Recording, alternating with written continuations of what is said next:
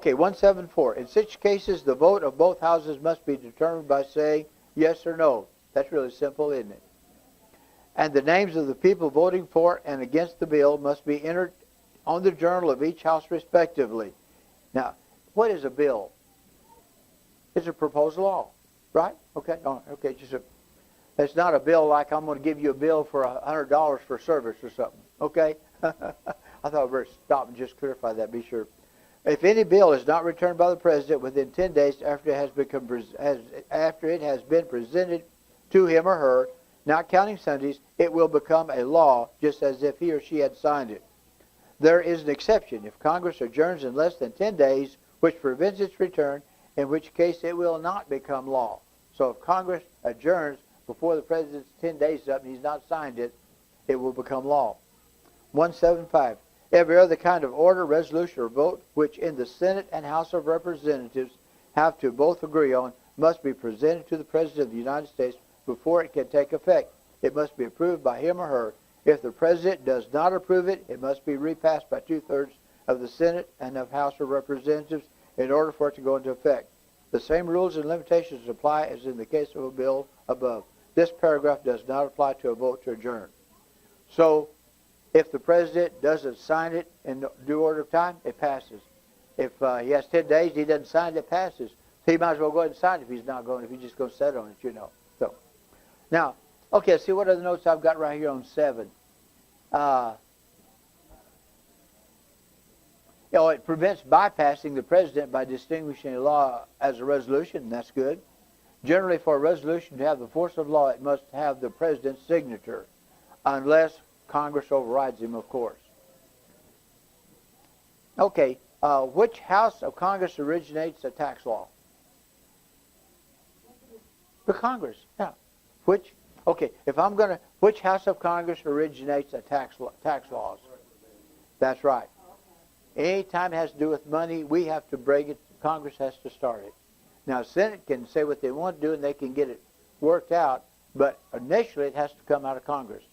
That's why we need to have good congressmen up there so that we don't get past all this stuff. And we need to have these congressmen where they can be effectively take care of our business. And we can't let them shut them up in little groups. And in all these committees they got, my goodness, they got all kinds of committees all over the place. And they take these older heads, and so they keep this thing, I almost lost my whole thing. So they keep this new congressman from getting anything done because they lock them out in these little committees. And so, but you take care of that at the very beginning of every session, just like they did our last time, if you watch Congress. Okay, Section 8. Okay, hey, basically speaking, after the House and Senate both pass a bill, what has to happen to it before it becomes law, without any exceptions if you don't have the different things? If I bring a bill, the House passes it, the Senate passes it, and what must happen to it? It has to go to the President, okay? Now, if he doesn't sign or signs it, the Congress and Senate can take action, and so if he doesn't sign it, Congress and Senate can come back, review it, say, we want this to pass, then they'll go ahead and pass it above the President's objection.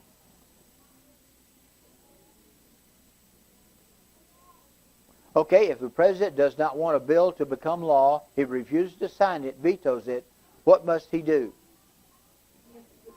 Send it back to where it came from. Yeah, with his objection. Yeah, right, exactly. Good girl. Good to go, CC. You did good. How long does the President have to sign a bill or veto it? 10 days, right, okay.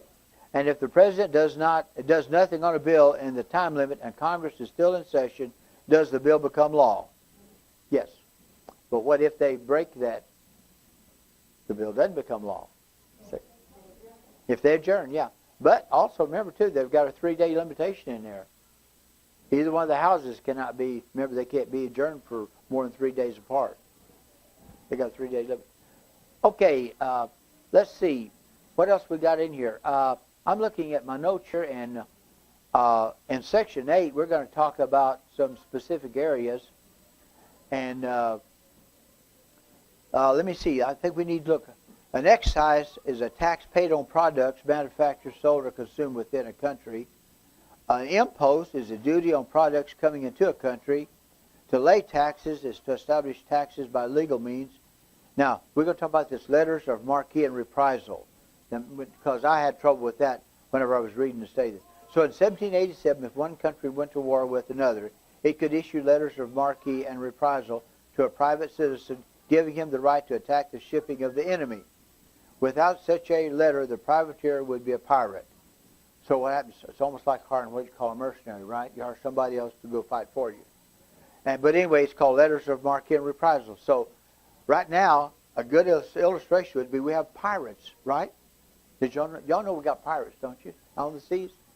Okay, so we can hire an independent company and give them a letters of reprisal and marque and send them out to fight the pirates. That's okay. I can go along with that, can't you? Okay, so let's go now. Okay, Section 8. Congress will have the power. Number 1. This is the power Congress has. And this is what I state in my notice here of my news release, that Congress, that the United States government agencies, Congress, Senate, all of them must remember these are the only powers they have. And they must admit it and adhere to it. And I think they must. So here's what they got. Number 1, 181. To possess and collect taxes on imports and purchases. Okay? I'm all for that. I think they should collect taxes and imports and purchases. However, I'd like to have a different tax structure in our country. Okay, to pay the debts and provide for the common defense. What is the common defense? The common defense is the security, and the application goes to all the states where we all have a common interest involved in it, okay? So we're not talking about, and general well-being of everybody in every state. So, of the United States. All such taxes must be uniform throughout the United States. This is the powers they have, okay? So they can assess taxes. Let me turn over my page and see what I've got on my notes on that. The first group of these is called for the general welfare, and so we're going to 8.1. So this is their power. Now 182. The Congress, Senate, the President, these have the power to borrow money on the credit of the United States. That is the one thing I'll have to give them credit for. Our current government has definitely borrowed money at the credit of the United States. To our dismay, and to my only problem is that I'm afraid my grandkids and my great-grandkids are going to have to be paying this tax off if it ever gets paid. Just the interest on it is going to be enormous. So, but they have the right to do it. And guess what? You and I sent them up there. Grab your microphone.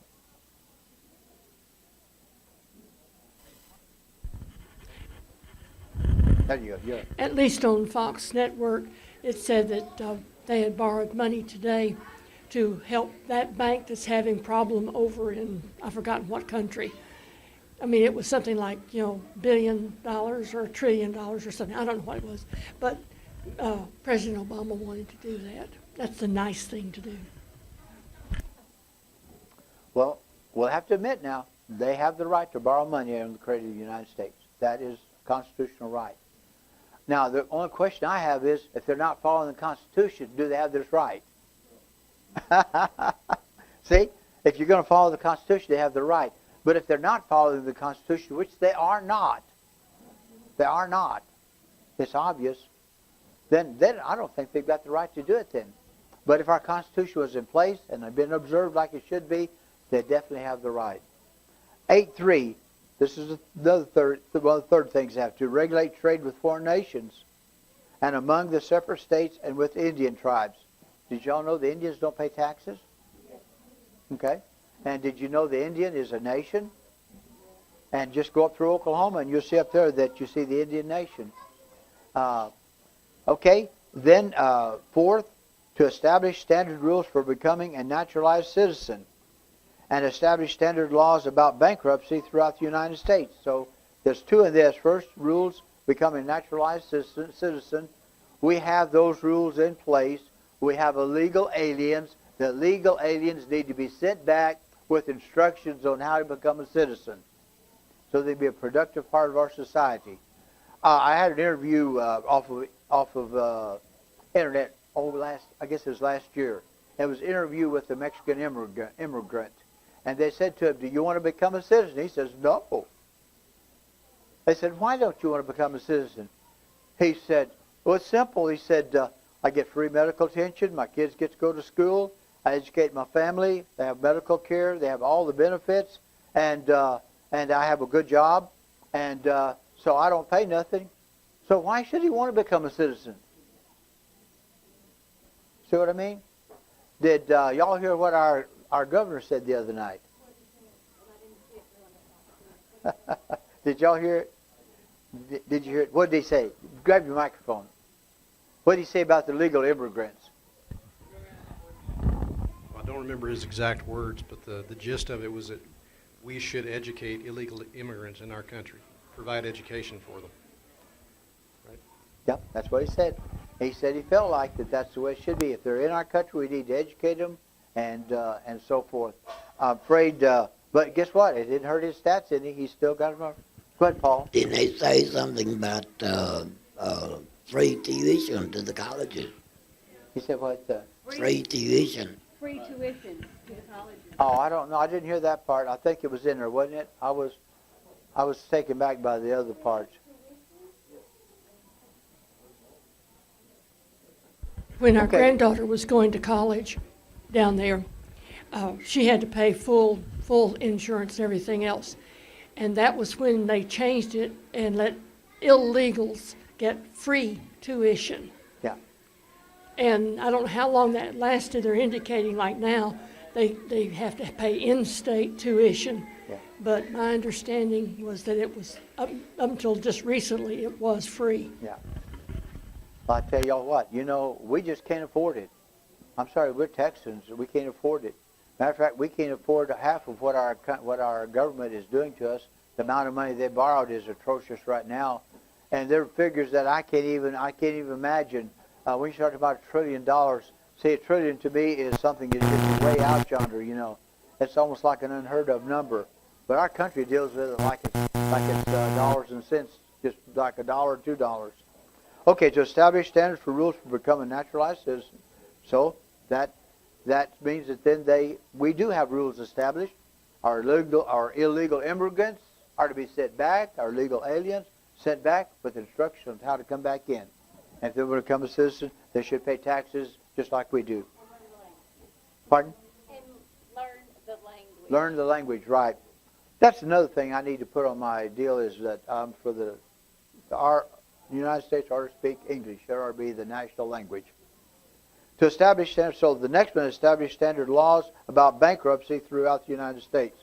So they have the right to establish laws regarding bankruptcy. Oh, believe me, they've established plenty of them, haven't they? Now this next one, I think they do this one pretty good. Point 5, to coin money, decide the value of it and decide the value of foreign money and set the standard of weights and measures.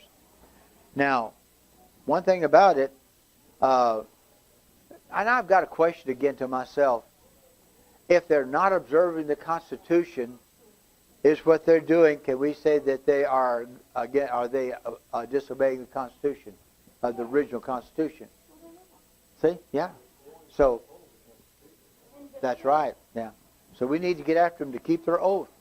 The same oath we took right here is basically the same oath they take. Did you notice in it we say we pledge our finances as well? And many of the founders, did you know what? They lost everything. Some of them lost homes, they lost properties, they lost monies, and they pledged their fortunes, and they lost them.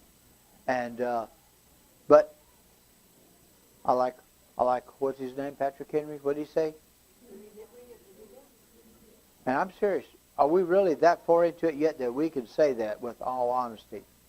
And I'm telling you what, I'm getting close to it because, listen, if they take away our liberty, which they're doing progressively, it's progressively just slowly coming out.